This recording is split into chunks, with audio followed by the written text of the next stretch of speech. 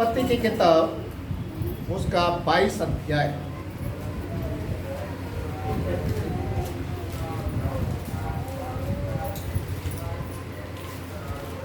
सभी लोग निकाल लें।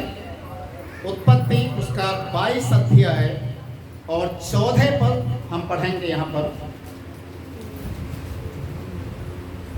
अब्राहम ने उस स्थान का नाम यहोवा यीरे रखा। Hallelujah, hallelujah. आज हम लोग एक नाम के विषय में आज सीखने के लिए जाएंगे, यहोवा यीरे। हालेलुया, यहोवा यीरे। आज आपको इस बात को समझना है कि हमारे परमेश्वर का एक नाम और भी है जिसे यहोवा यीरे बोला जाता है। यहोवा यीरे का मतलब है उपाय करने वाला। हालेलुया। जहां पर कोई उम्मीद नहीं होती, जहां पर कोई आशा नहीं होती, जहां पर निराशा निराशा निराशा के अलावा कुछ नजर नहीं आता, वहां पर परमेश्वर यहोवा यीरे के रूप में खड़ा होता है और हमारे लिए अद्भुत चमत्कार करता है। हालेलुया। यहोवा यीरे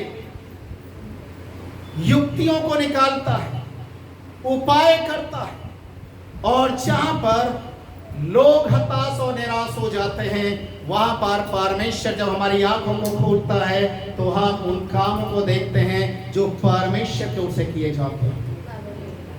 ये घटना इब्राहिम और इसहाक के विषय में है।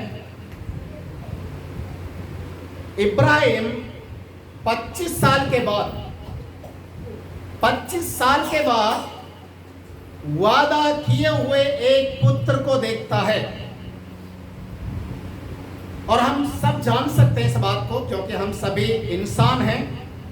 इतने लंबे समय के बाद अगर कोई आशीष हमें मिले तो वो हमारी जान से प्यारा हो जाता है। हालेलुया। हमारा प्यार, हमारा दुलार, हमारा सब कुछ न्योछावर उसके ऊपर होने लग जाता है। और परमेश्वर ने इस बात को देखा कि इब्राहिम और सारा अपने बेटे इसहाक से बेकीमती मोहब्बत करते हैं, प्यार करते हैं। परमेश्वर ने इब्राहिम से कहा, तुझे अपने पुत्र इसहाक को मुझे देना है, बलि करना है। ये इसहाक जो 25 साल के बाद इस घर में आया, परमेश्वर ने इनको आशीष के रूप में दिया। आज जब ये बच्चा बढ़ रहा है शरीर में और परमेश्वर अचानक कहता है कि अपने बेटे को मुझे बलिदान कर। कौन से माँ, कौन से बाप के लिए ये करना आसान है? आसान है? नहीं। इब्राहिम ने अपनी पत्नी को नहीं बताया। अगर इब्राहिम अपनी पत्नी सारा को बता देता कि जो बुढ़ापे में एक पुत्र परमेश्वर ने दिया है, उसे परमेश्वर मांग रहा है, क्या करें? तो क्या सारा उसे जाने देती? नहीं जाने, बिल्कुल भी नहीं जाने देती। पर इब्राहिम परमेश्वर के ऊपर अटूट विश्वास करता था और इब्राहिम को यहां तक यकीन था कि परमेश्वर मेरे लिए पत्थर से भी संतान पैदा कर सकता है। हालेलुया। इतना बड़ा विश्वास था, वो चल दिया मोरिया पहाड़ के ऊपर चढ़ाने के लिए।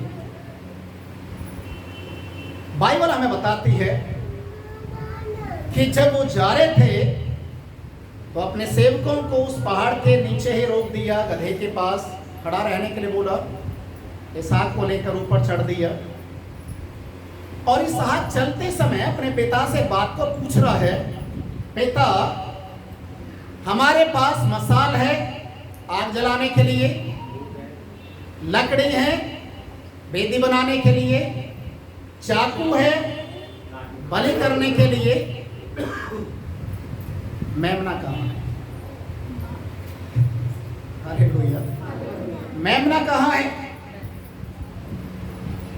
और उस समय इब्राहिम, मैं समझता हूं कि इब्राहिम जब अपने बेटे को लेकर जा रहा था, बहुत बड़ा तकलीफ उसके अंदर में होगा, है ना? बहुत बोझ होगा मन के अंदर, मैं क्या करूं?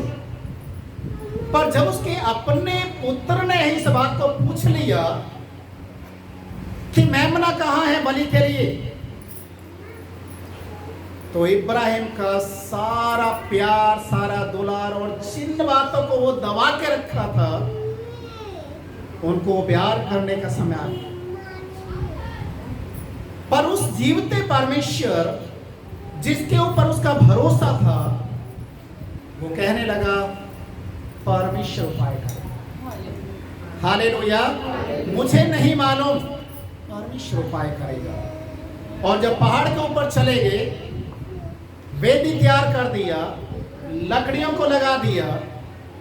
अब इसहाक चारों तरफ देख रहा है, कुछ भी दिखाई नहीं दे रहा। और इतना समझदार बेटा अपने बाप को कहता है, पिता मेरे हाथ पैरों को बांध कर मुझे इस वेदी के ऊपर लिटा दे, कहीं ऐसा ना हो मैं झपटने लग जाऊं और तेरी वेदी से भागने लग जाऊं।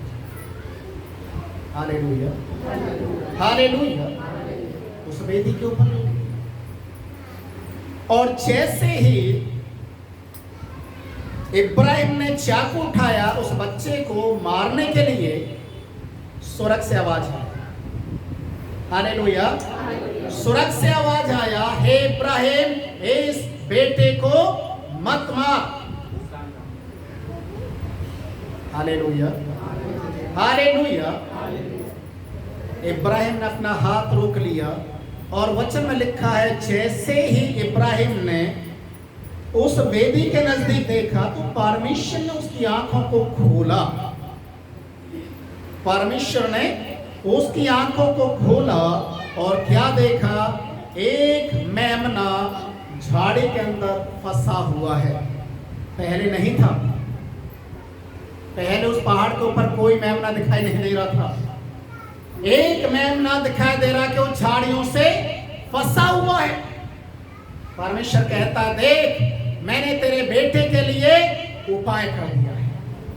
Hallelujah, hallelujah. ये मेमना कोई और नहीं है।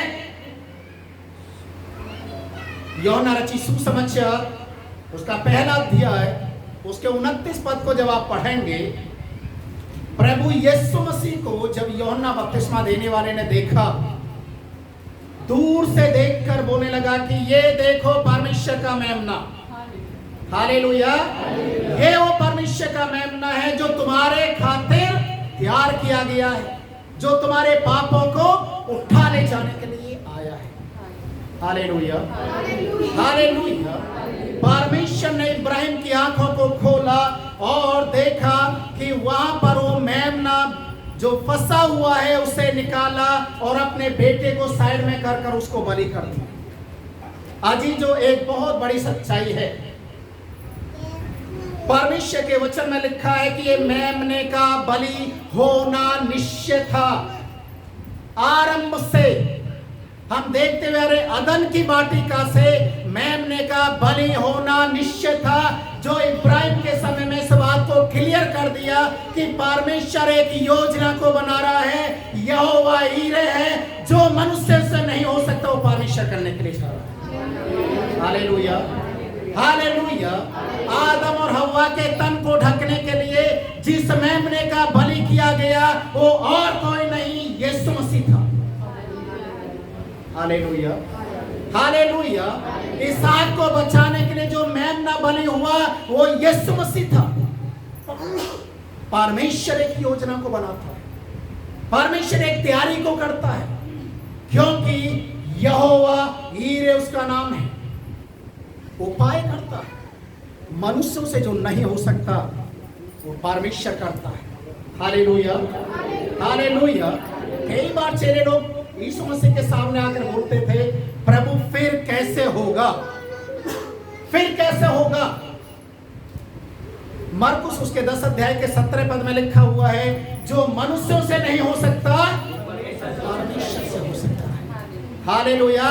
परमेश्वर से सब कुछ हो सकता है। वो मेमना जो परमेश्वर ने लाकर खड़ा कर दिया, वो मेमना जो मिस्र देश की गुलामी से इस्राएली लोगों को आजाद करने के लिए जिस मेमने के लहू का निशान दरवाजे के ऊपर लगाया गया, वो ही परिवार बचाए गए।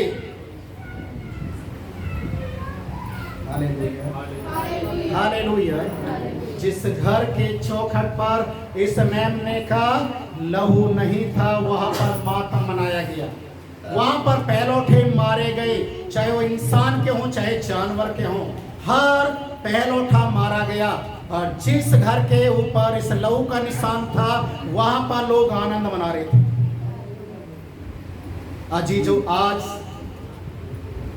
परमेश्वर का वचन कहता है, मेरा परमेश्वर यहोवा यीरे है। वो अद्भुत परमेश्वर है।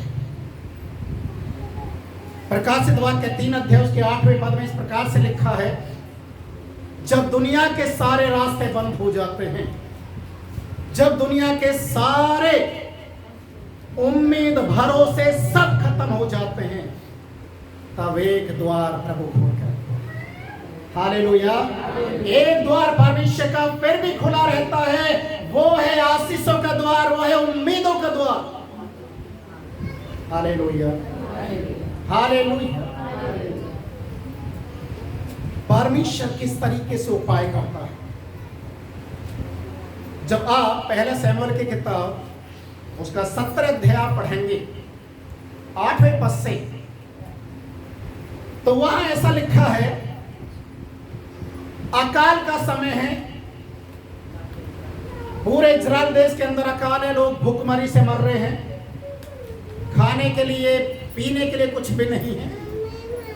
और एक ऐसे समय में परमेश्वर एलिया को एक विधवा स्त्री के घर में भेजता है। Hallelujah, hallelujah. और उस विधवा स्त्री के पास जाकर परमेश्वर का दास उस विधवा स्त्री से कहता है, मेरे लिए थोड़ा सा पानी दे दे, थोड़ा सा पानी लेकर आ जा।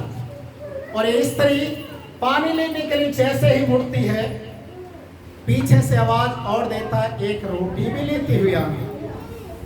Hallelujah, hallelujah.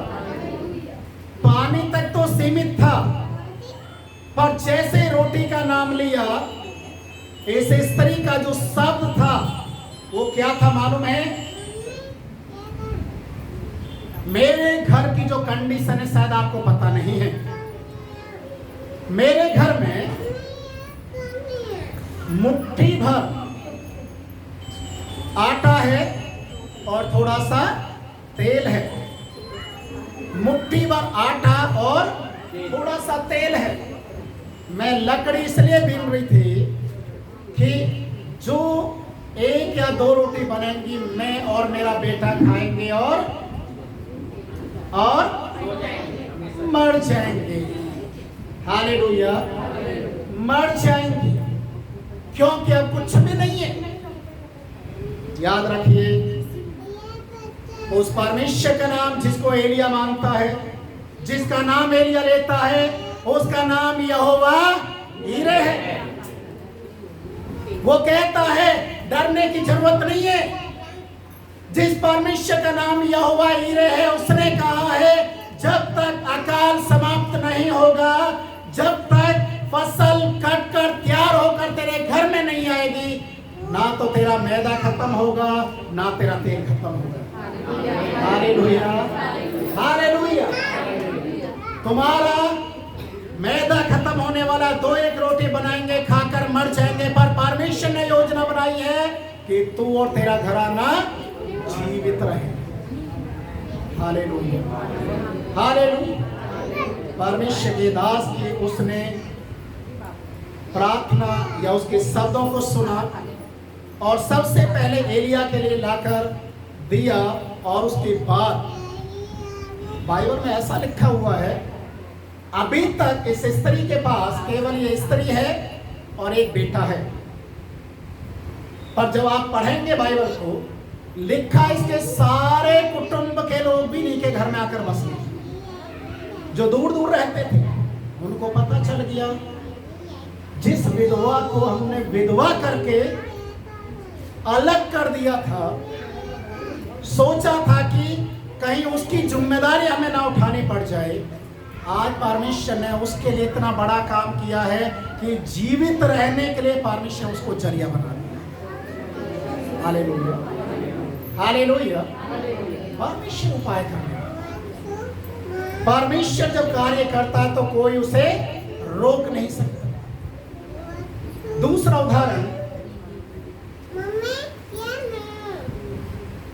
दूसरा राजा 4 अध्याय, वहां पर भी एक विधवा स्त्री के विषय में है। इस विधवा स्त्री के पास 2 बेटे हैं, बहुत कर्जा है इसके ऊपर, और जो कर्जदार हैं वो बार बार आते हैं कर्जा वसूल करने के लिए, पर इसके पास देने के लिए कुछ भी नहीं है।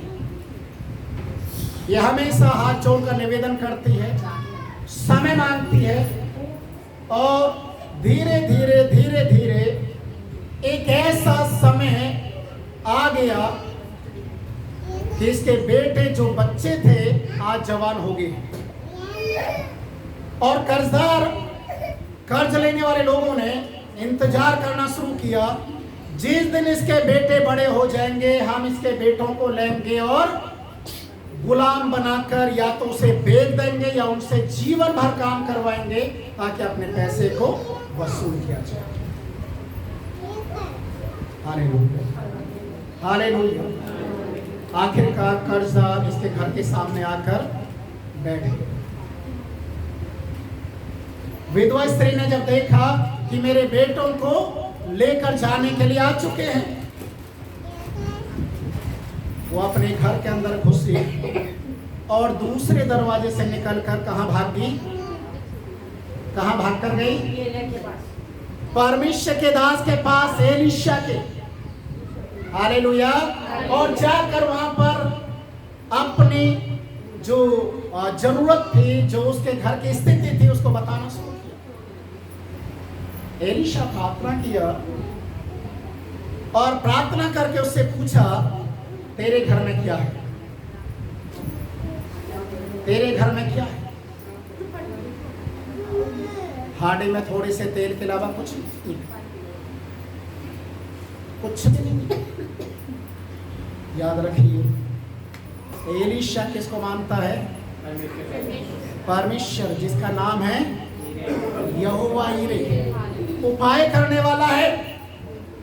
और उसने प्रार्थना किया और बोला कि जा अपने घर में वापस जा, और जितने तेरे घर के अंदर बर्तन हैं, बड़े से बड़े बर्तन, आसपास के लोगों के पास जितने बर्तन हैं, सब अपने घर के अंदर इकट्ठा कर, सब, और अपने बेटों के साथ घर के अंदर जा, द्वार बंद कर और उस तेल को डालना। समझ लीजिए, उनकी हांडी में आधा लीटर तेल होगा। समझ कर देखिए एक बार।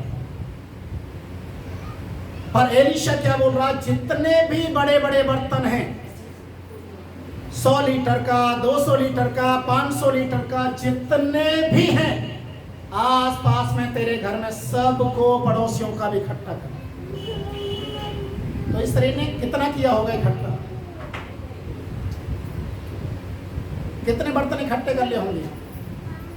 जितने से हुए होंगे, कोई भी बर्तन नहीं छोड़ा होगा, जितने भी लोग, सारे अपने घर के भी, पड़ोसियों के, सबके बर्तनों को इकट्ठा कर लिया। आधा लीटर तेल अगर सारे बर्तनों के अंदर डालेंगे तो आधा लीटर तेल कब कब में खत्म हो जाएगा और वो दिखाई भी नहीं देगा इतने सारे बर्तनों में। पर देखिए, हमारे परमेश्वर, इब्राहिम के परमेश्वर, एलिया के परमेश्वर, जिसका नाम यहोवा यीरे है, वो क्या कहता है? उस तेल को उंडेलना शुरू। और जैसे इसके बेटों ने उस तेल को उंडेलना शुरू किया, एक के बाद एक बर्तन लेकर आना शुरू किया, एक के बाद एक बर्तन लेकर आना शुरू किया, और बर्तन भरते गए, बर्तन भरते गए, उठाते गए, बर्तन भरते गए, उठाते गए। और बाइबल में लिखा, जितने भी बर्तन उसके घर में मौजूद थे, सब के सब भर गए। अब स्त्री पूछ रही है, क्या और बर्तन बचे हैं? बेटे बोल रहे हैं, आप कोई भी नहीं बचा। तेल रुक गया, तेल का जो बहना रुक गया। ये स्त्री फिर एलीशा के पास जाती और बोला कि तेरे परमेश्वर ने मेरे लिए उपाय कर दिया है, अब बोल मैं क्या करूं? एलीशा कहता है, जाओ उस तेल को बेचकर पहले अपना कर्जा चुकता कर, और जो बचेगा उससे अपने परिवार का पालन पोषण कर। पलक झपकते कहा उसकी दशा एक ऐसी दशा बन चुकी थी कि अब उसके बेटे गुलामी में जाने वाले हैं, और पलक झपकते ही वो सारे कर्जे से आ जाए। यहोवा यीरे, उपाय करने वाला परमेश्वर, एक ऐसा अद्भुत कार्य करता है परमेश्वर, जो लोगों की आंखों में जो देखने में कभी नहीं आया, कानों से सुनने में कभी नहीं आया, परमेश्वर उस प्रकार के कामों को करता है। पहला यूहन्ना की किताब, उसका पहला अध्याय 7 से 9 पद हम पढ़ेंगे, तो वहां पर इस मेमने के लहू के विषय में और बहुत सारी बातें लिखी हैं। ये मेमने का लहू जो यीशु मसीह को दर्शाता है, उसके लहू के द्वारा हम हर एक पापों से क्षमा पाते हैं। हालेलुया, हर एक पाप से। और बाइबल में लिखा है, यदि हम प्रभु के सामने आकर मान ले अपनी गलतियों को, तो वो आज भी क्षमा करने में विश्वास योग्य है, क्योंकि उसके पुत्र यीशु मसीह का लहू सारे पापों से शुद्ध कर सकता है। हालेलुया। आज बड़ी से बड़ी समस्या क्यों ना हो, आज बड़ी से बड़ी आफत क्यों ना हो, आपका विश्वास प्रभु में मजबूत होना चाहिए प्रियो।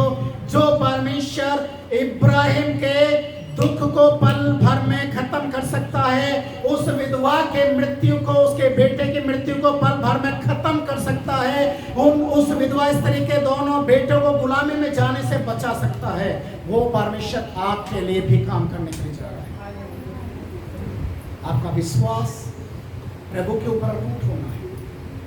जब आप परमेश्वर के ऊपर विश्वास करते हैं, तो इस तरीके से विश्वास को खींचिए कि दुनिया की सारी ताकत एक तरफ और आपका यीशु मसीह एक तरफ। Hallelujah, hallelujah.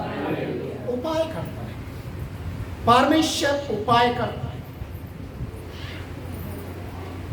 इस प्रकार के बहुत सारे उदाहरण बाइबल में लिखे हुए हैं।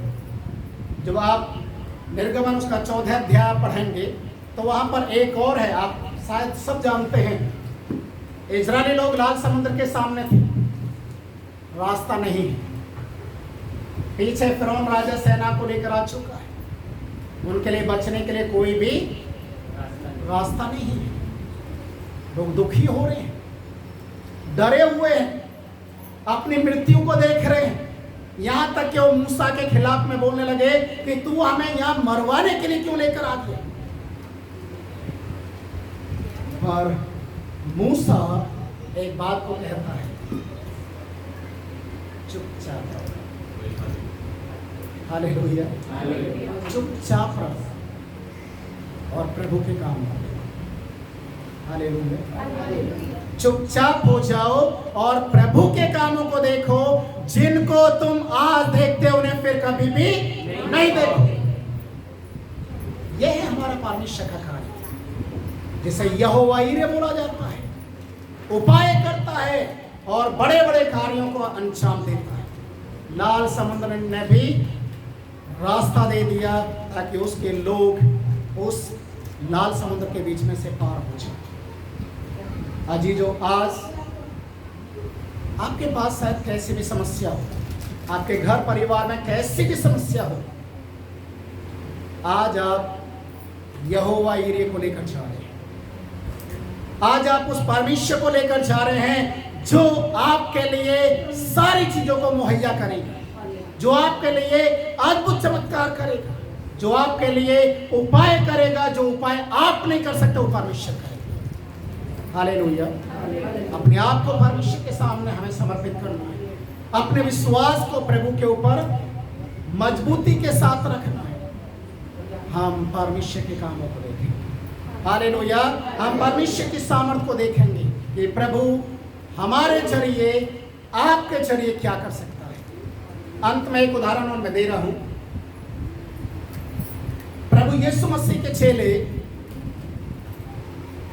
जब यीशु इस दुनिया को छोड़कर स्वर्ग में चले गए थे, चेले लोगों के अंदर में एक डर का माहौल था और वो डरे हुए थे कि हम संसार में जाकर क्या मुंह दिखाएंगे लोगों को, क्या बोलेंगे कि यीशु मसीह जिंदा हो गया, कैसे लोगों को हम यीशु के नाम से प्रार्थना करेंगे। डरे हुए थे। प्रेरितों के काम उसके पहले अध्याय में लिखा 120 लोग 10 दिन तक ऊपरोटी कोठरी के अंदर दरवाजे और खिड़कियों को बंद करके वो सहमी और डरी हुई दशा में बैठकर प्रार्थना और उपवास कर रहे थे। Hallelujah, hallelujah. प्रार्थना कर, प्रभु ने जो बोला था उस वादे को पूरा होने के लिए इंतजार कर रहे थे कि जब पवित्र आत्मा तुम्हारे ऊपर आएगा तो तुम सामर्थ पाओगे और मेरे गवाह ठहरोगे। प्रार्थना करते थे।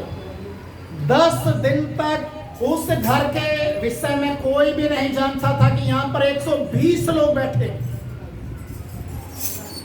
बिल्कुल साइलेंस, कोई आवाज नहीं, कुछ भी नहीं। और अचानक 10वें दिन क्या हो गया मालूम है? क्या हुआ? प्रेरितों के काम उसके दूसरे अध्याय में जो हम पढ़ेंगे, अचानक पवित्र आत्मा उनके ऊपर आ गया। हालेलुया। पवित्र आत्मा आ गया और वो पूरा कमरा पवित्र आत्मा से भर गया और ये सब के सब पवित्र आत्मा से भरकर आराधना करना शुरू कर। पूरे शहर के अंदर हल्ला मच गया।